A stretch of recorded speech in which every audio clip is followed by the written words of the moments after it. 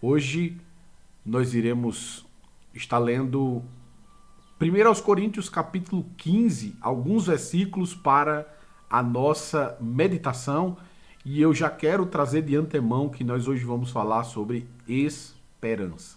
Amém? Vamos falar sobre esperança. Versículo 17 em diante, 1 aos Coríntios capítulo 15, versículo 17 em diante. E se Cristo não ressuscitou, é vã a vossa fé, e ainda permaneceis nos vossos pecados, e também os que dormem em Cristo estão perdidos. E esperamos em Cristo só nesta vida, somos os mais miseráveis de todos os homens. Mas, de fato, Cristo ressuscitou dentre os mortos, e foi feito as primícias dos que dormem. Porque assim como a morte veio por um homem, também a ressurreição dos mortos veio por um homem. Porque assim como todos morrem em Adão, assim também todos serão vivificados em Cristo. Mas cada um por sua ordem. Cristo, as primícias, depois os que são de Cristo na sua vinda. Depois virá o fim, quando tiverem entregado o reino a Deus, ao Pai, e quando houver aniquilado todo o império e toda a potestade e força, porque convém que reine até que haja posto a todos os inimigos debaixo de seus pés. Ora, o último inimigo que há de ser aniquilado é a morte. Glória ao nome de Jesus. Então, amados, hoje falando sobre esperança e trazendo à tona justamente esse texto que o apóstolo Paulo traz aos Coríntios, nós temos alguns questionamentos aí. Se Cristo, ele não ressuscitou, é vã a nossa fé. Mas nós temos provas suficientes, provas cabais, que já foram comprovadas por milênios. Está lá o túmulo vazio de Jesus, em Jerusalém.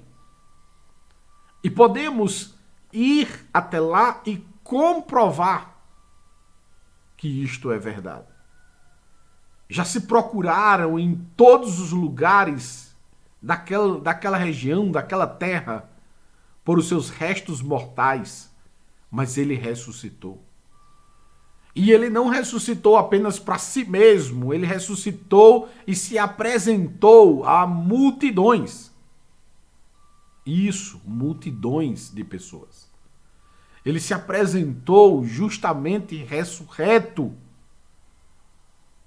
na condição que estava quando foi posto lá no túmulo, ainda com as marcas que sofreu na crucificação. O próprio Tomé foi chamado a tocar para sentir que era o Senhor. E o que é interessante de tudo isto é que isso é que nos traz esperança. Não apenas a morte de Cristo, mas a sua ressurreição. Porque se Cristo tivesse morrido e não tivesse ressuscitado, ele seria como nós, estaria esperando. Mas como o apóstolo Paulo diz, ele foi as primícias. Ele foi o primeiro a fazer aquilo que Deus já havia prometido. E é neste ponto que o nosso tema sobre esperança ele começa. O nosso tema sobre esperança não poderia começar em outra ótica, em outra pessoa, senão em Cristo. E é justamente este ponto que o apóstolo Paulo está falando nessa primeira carta aos Coríntios, capítulo 15. Que a nossa esperança está baseada naquele que foi, que é e que sempre será. E dentro dessa perspectiva, ele fala que aqueles que estão em Cristo. E é muito importante saber quem está em Cristo. que é justamente esse estar em Cristo que nos dá a certeza de vida eterna. Se nós entendemos que estamos em Cristo e podemos provar, testar isso, isso é um fato relevante para que nós tenhamos a certeza de para onde vamos quando morrermos. E aí talvez você se pergunte, mas como é que eu sei que eu estou em Cristo? É simples, o próprio Jesus ensinou como é que sabemos que estamos em Cristo. É simples. Jesus disse, porque Deus amou o mundo de tal maneira que deu seu Filho unigênito para que todo aquele que nele crê não pereça, mas tenha vida eterna. E talvez você diga, tá bom, pastor, eu já sei, quem crê está em Cristo, tudo bem, beleza. Mas calma, Jesus simplificou ainda mais essa ótica. Ele disse, porque os que creem já estão salvos e os que não creem já estão condenados. Porque os que estão na luz não vão para as trevas, mas os que estão nas trevas não vêm para a luz, para que as suas más obras não sejam condenadas. E aí nós temos um ponto-chave. Se eu tenho más obras que não podem ser condenadas, logo eu estou nas trevas, eu não estou na luz. Eu posso até dizer que estou em Cristo, eu posso até dizer que vou morar no céu, mas se eu tenho umas obras que não podem ser condenadas, porque eu estou escondendo ela, eu estou nas trevas, eu não estou na luz. Porque quem está na luz está clarificado. Está clarificado. E é justamente aí um ponto muito importante. Um ponto muito importante. Está clarificado. Se eu cometo qualquer coisa que pela palavra eu posso ser condenado, logo eu não estou na luz. E é justamente o ponto em que eu trago à tona é que nós sejamos condenados pela palavra. O próprio Jesus falou sobre isso a respeito de julgar. Ele disse, não julgueis para que não sejais julgados. Porém, se julgardes, com a mesma medida que julgares, sereis julgados. Logo, eu julgo pela palavra e quero ser julgado pela palavra. Porque a palavra de Deus é a verdade, é o manual do Criador. Por este motivo, eu a sigo como regra de fé e prática. E é por ela que eu meço se eu estou na luz ou nas trevas.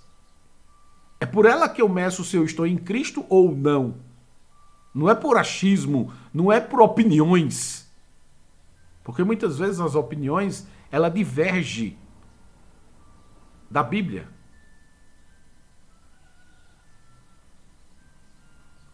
Porque poderíamos trazer vários pontos aqui polêmicos, mas não vem ao caso. Mas que tenhamos clareza sobre o que a Bíblia condena. Porque se a Bíblia condena, logo nós temos que nos afastar, nós temos que abandonar essa prática. E aí seja ela qual for. Ah, estou traindo minha esposa. Abandona. Vive fielmente com tua esposa. Ah, estou traindo meu marido. Vive fielmente com teu marido. Ah, estou roubando. Para de roubar. Em nome de Jesus. Ah, estou causando inimizades. Para. Porque contenda é abominável ao Senhor, principalmente no meio dos irmãos.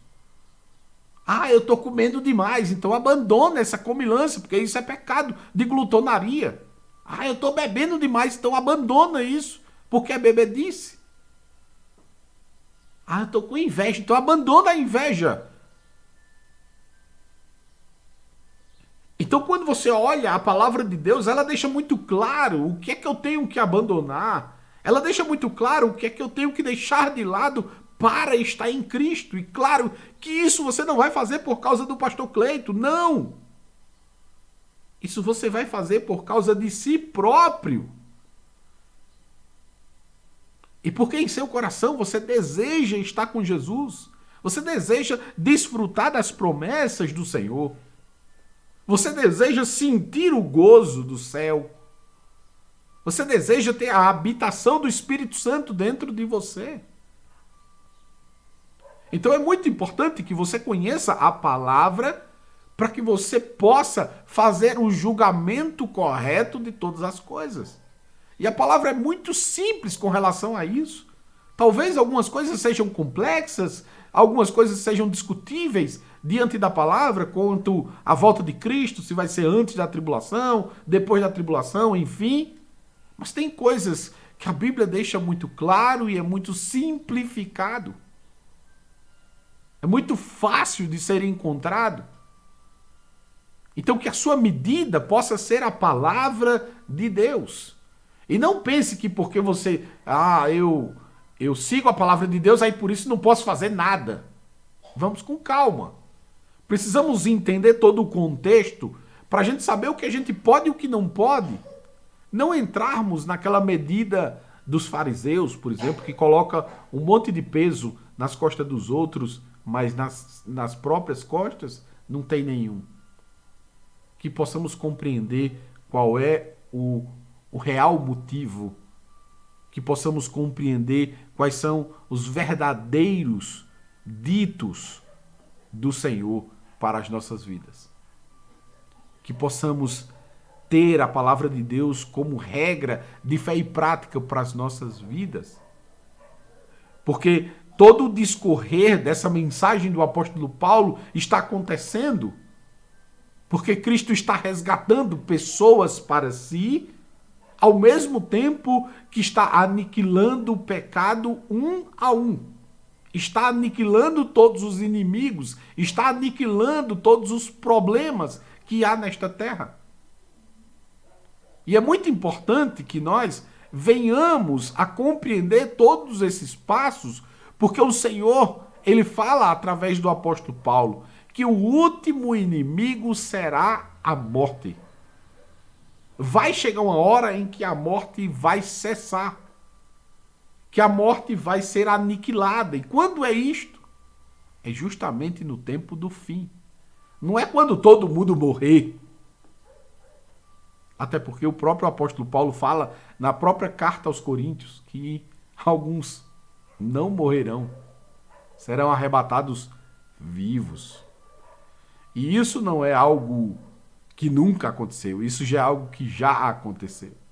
Aconteceu com Enoque em Gênesis e aconteceu com Elias no livro dos Reis.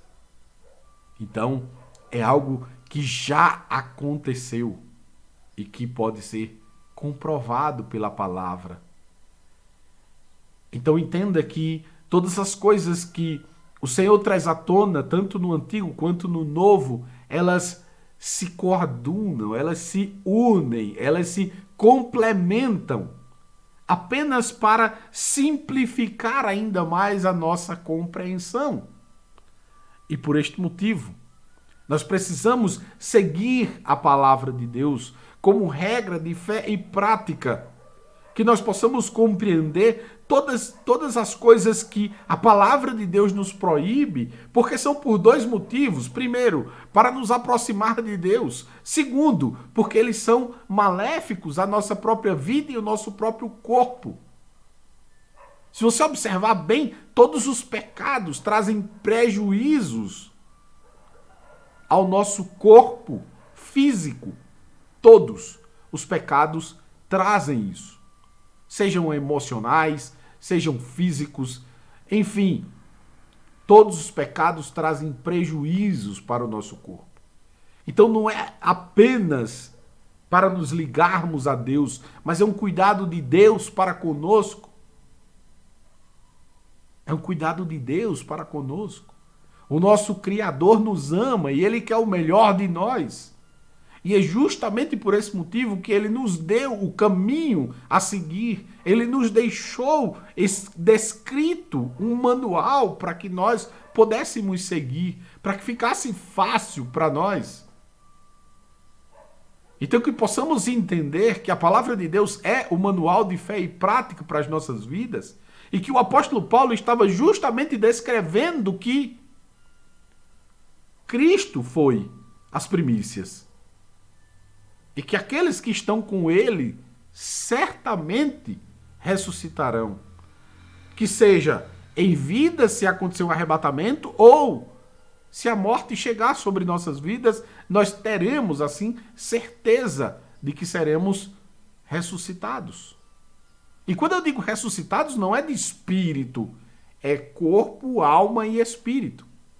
Porque é justamente como Jesus foi, nós também seremos. É justamente isso que ficou claro quando o apóstolo Paulo traz à tona isso. E ele traz nesse mesmo capítulo que aqueles que estiverem mortos serão ressuscitados primeiro e aqueles que estão vivos serão arrebatados. Então, todos nós, os que tivermos mortos ou os que estivermos vivos, nos tornaremos como o Senhor, com um corpo incorruptível, com um corpo que não passará mais pela morte, com um corpo que não necessitará mais de comida física para se sustentar. Mas claro que não seremos fantasmas, porque poderemos sim comer como Jesus comeu no cenáculo, quando ele pediu pão e peixe. Mas não é uma necessidade para que o corpo sobreviva como é hoje. Até porque nós estaremos com corpos incorruptíveis. Isso quer dizer corpos imortais. Viveremos toda a plenitude daquilo que Deus planejou desde o início. Então que em nome de Jesus, se você está em pecado, se você está em uma vida errante, que você possa se arrepender nesse exato momento, onde você estiver. Não sou eu que perdoo os seus pecados, é Jesus. Então dobra o teu joelho, curva a tua cabeça, onde você estiver nesse exato momento e se arrepende dos teus pecados. Abandona esta vida de pecado e vem para Jesus, porque Ele tem o melhor para você.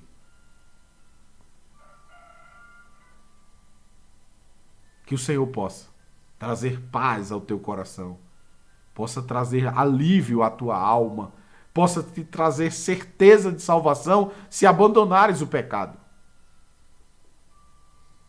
E no nome de Jesus, tu serás uma bênção. Glória a Deus. Louvado seja o nome do Senhor. Que bom, estamos aqui. Estarei vendo se teremos uma live da virada. Vamos ver como é que vai se discorrer esses dias, mas estarei anunciando caso isso se concretize. Amém? Que Deus abençoe a sua vida, que Deus te bendiga em nome de Jesus, que você possa andar no Senhor e ter a certeza de que o Senhor te guardará, não importa o momento, se você passará pela morte ou se será arrebatado, mas que o Senhor esteja à frente, te conduzindo nesta jornada. Amém? Eu quero terminar com um hino que eu sempre canto, né, nesse momento aqui, que é Revendo Shalom Aleichem, desejo paz a você. Revendo Shalom Aleichem, Revendo Shalom Aleichem, Revendo Shalom Aleichem, Revendo Shalom, Shalom, Shalom Aleichem, Revendo Shalom Aleichem, Revendo Shalom Aleichem, Revendo Shalom Aleichem, Revendo Shalom, Shalom, Shalom Aleichem, Revendo Shalom Aleichem, Revendo Shalom Aleichem, Revendo Shalom Aleichem, Revendo Shalom, Shalom, Shalom Aleichem. Jesus abençoe a tua vida, Jesus te bendiga nesta jornada e que sejas uma bênção. Que a graça de nosso Senhor Jesus, o amor de Deus nosso Pai e as doces consolações do Santo Espírito seja com todo o povo de Deus hoje e para todo sempre. Amém.